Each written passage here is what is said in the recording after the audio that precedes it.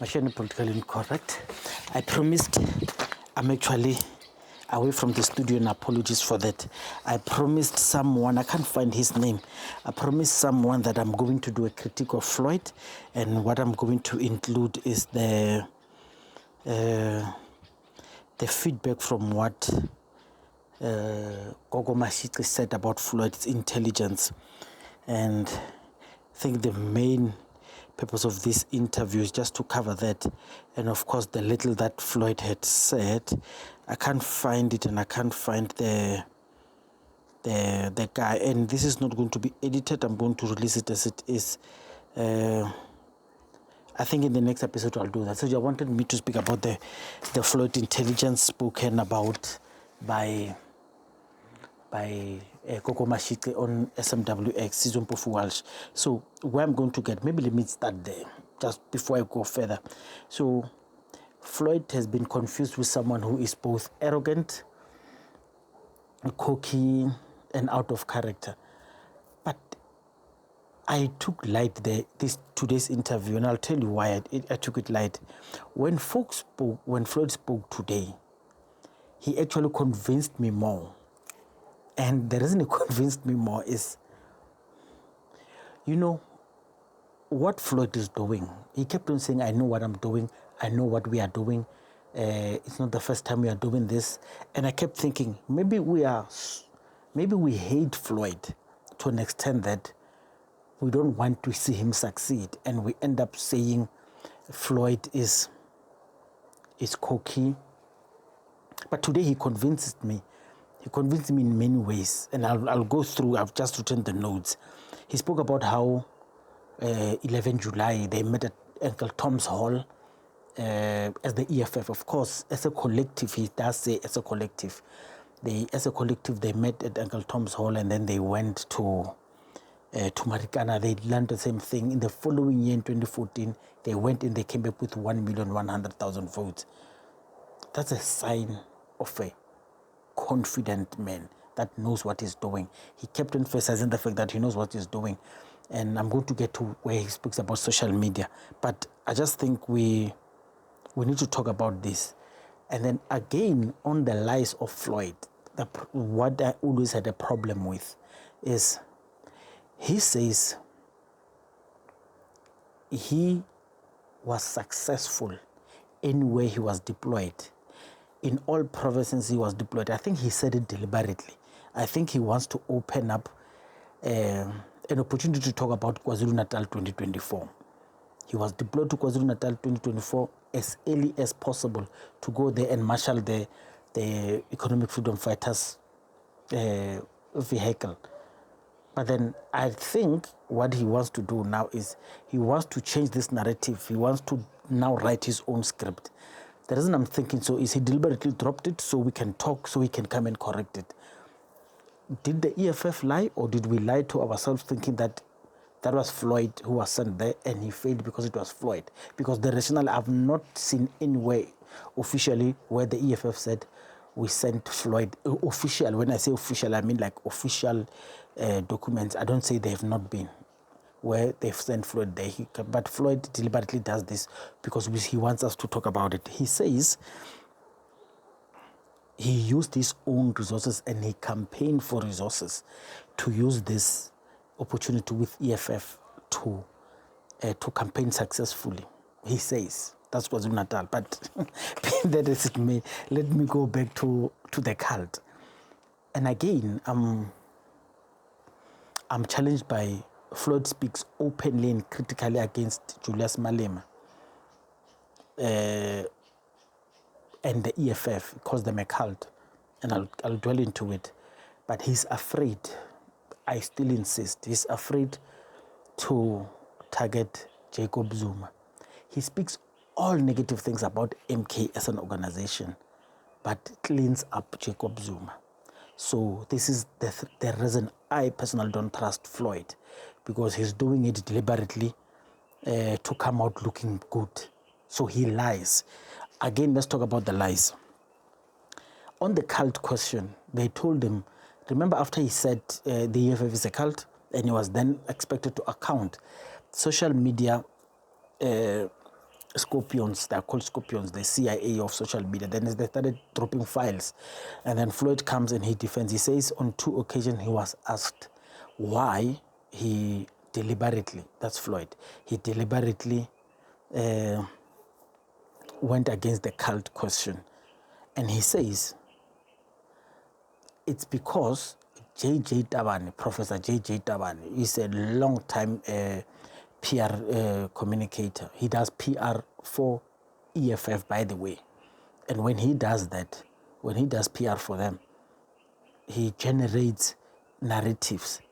So he says, the way he puts it, he answered that question that way, particular way, because Tabane fielded it. So he was lying on behalf of and economic freedom fighters. This is what he's telling us. And you come to think of all these questions.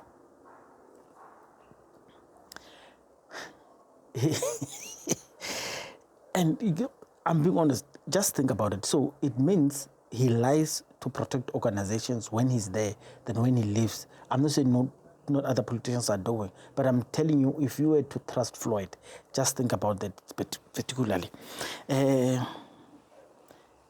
Among the issues that he talks about, that he was confident, he knows what he's doing, is the Twitter. He says, we are going to embark this thing on social media, and social media doesn't scare us. And he says, by the way, just so you understand, every time you see you hear the word we in politics, Floyd does it, Hankim Patela does it. You would also know that Patrick Sindani does it, and a lot of political people speak this way. The South African political jargon, the manner of speak is different from many other politicians. The way they use we and I is quite different. And Floyd has started using we deliberately to distance himself from this cockiness that he comes across as. And then he says, they marshaled and they started communication media campaigns through social media way before other political parties. And then he says, some of your people were even worried about it. And he subtweets. The word subtweet just means he's talking about someone, not directly. He subtweets Julius Malema. He says, even your leaders, those accounts that they have, he says Julius Malema. Remember, if you remember, Julius Malema account was a spoof account initially, and then it was taken. It was bought. He says he ran it. He ran that social media account, and then he taught Julius how to use it. This is how you use it. And the Economic Freedom Fighters organizational account, he says he used to run it. So he ran it before. He says I want to find this word, he's far ahead of others. He's far ahead of others in terms of social media. So I want to tell you that I think for people who hate him, this will come across as cocky. But I actually find that he's convincing if it's true.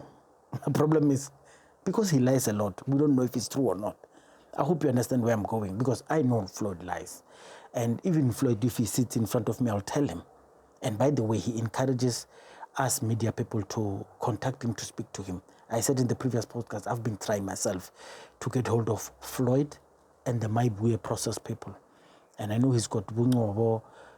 By the way, Bishop Ngobo, I've been trying for over 12 months, trying to communicate with Prince Bishop Ngobo. So I'm going to go down and I'm going to challenge them to get hold of us as podcasters. He calls mainstream media, he calls them mediated media. So we want to see if they really mean what they are talking about. So he said he turned down Jacob Zuma's attempt for a meeting because he said he's busy. He was too busy for Jacob Zuma because he's still doing this consultation. Once it's done, he will come back and sit with Zuma and tell him, because this Mayibuye consultation process is not a secret. It's an open thing. So he's going to do it. And the reason he states why he's going to do it and without fear, number one, is He thinks, I want to quote his words, MK can be trusted in its current configuration to carry out the aspirations of people in a revolution. I'm quoting it again. It can be trusted in its current configuration. So the way it's configured, the way it's based, it's very difficult for MK to be a vehicle to liberate people. What does he state about this? He states, number one, he says, there's no informal form of discipline. He gives lots of examples. He gives an example that says, and it's not the first time he does, he says, like with the party elders, they will agree that this is what we are doing. And people will still run and say, this is not important. They will run to go in Morocco. They will defy decisions of the organization. Imagine if you are a spokesperson for this and you don't follow it. These people frustrated Floyd. And what Floyd gave me confidence is that I was correct all along. And I'm not singing my own praises, but I kept telling you that those people are going to make it very difficult for Floyd to work. If they can allow him to work, he would work and he would do a good job. But I told you that they're not going to, and Floyd just confirmed it. It's not going to be easy for him. They're going to frustrate him. So besides the informal discipline that he's speaking about, he cries and laments the fact that all those people who defied him, they were doing it because they could. Number two, family organization. It can be led by a family because there's no democratic centralism. Decisions could be changed at a dinner table. Decisions of MK could be changed at a dinner table because there is no party democratic centralism inside. It could be changed. What does this remind you of? Doesn't it remind you of Floyd Shivambu defending MK's inability to be democratic? That's why I'm telling you that my problem with Floyd is he lies. All of these things, I told you, he came across as confident to me today, but not cocky and arrogant. The problem is, if his deposits were true and honest, then yes. Then yes, I don't have qualms. My problem is he's a dishonest man. He's a dishonest man because he's afraid of confronting Jacob Zuma. He's very dishonest. And he spoke about Magubanu, who was TG. I don't know. You realize that I did not talk about the leadership that he announced. What I'm afraid of now for Floyd is people came. I mean, there's a guy called, let me find him. I think he's in the other note. There's a guy called Wayne Ngobeni who spoke to Floyd and asked him, what do you think about people who deliberately say they are going to join your party to sabotage it? It's a reality. It's been happening everywhere.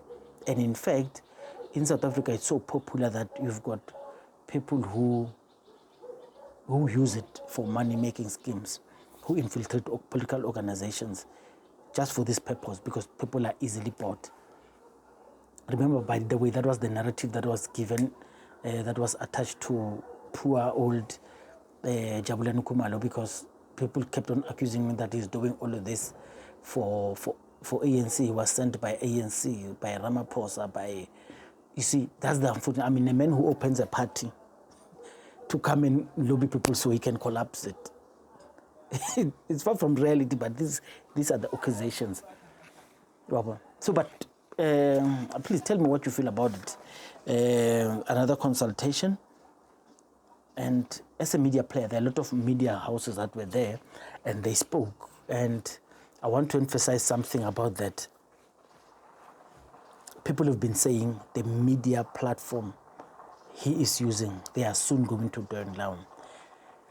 Compare the microphones that were in today's, what should I call it, in today's press press conference or press briefing, they were lesser than the previous ones. Of course, this is not a scientific measure. I wasn't there on site to verify this. But I can tell you, political parties must start making sure that they also reach out to podcasters and online news mediums, because this paid media that they're talking about, their time wanes. Their time, well, they can give him, but I doubt Floyd could have a 2 hours on prime time TV speaking. I doubt. I'm not saying it's not impossible, but I doubt. I doubt they could give him 2 hours. But with us, we can give him 2 hours. Of course, the flip side of it is we do not have the reach. We do not have the reach like the millions of viewers who watch mainstream media. But for what it was, much and politically correct, this is what I wanted to put to note. The confidence, no, my confidence is still a little down on Floyd himself. I doubt who's going to vote for Floyd. I know people say they will vote for Floyd. And this is the same thing I told MK people to say. We know you lie to people. And this is sometimes it's very dangerous, the lie that you put, because these lies are going to end up damaging other people who honestly think that they've won 2/3 majority. And by the way, Floyd previously said he talked about people who only won elections on social media. I was talking about EFF, people who won elections on social media, not in the ballot. And today he came to own up that social media as his. On this one, he said him personally. So I want you to understand that by all intents and purposes, Floyd Shivambu agrees that he was one of those who lost elections in the real ballots but won elections on social media, because he owned up to the rest of the social media. He even said Julius was afraid of that thing. Julius Malema was afraid of social media, but he wasn't, because he pursued it and wanted and got it. That's it. Machine Political Inquiry. Tell me what you feel. I don't want this to be longer. Let me catch up on other things. I'm away from the studio, and I think next week we'll be back to our normal programming. Itada. Thank you. Sharp.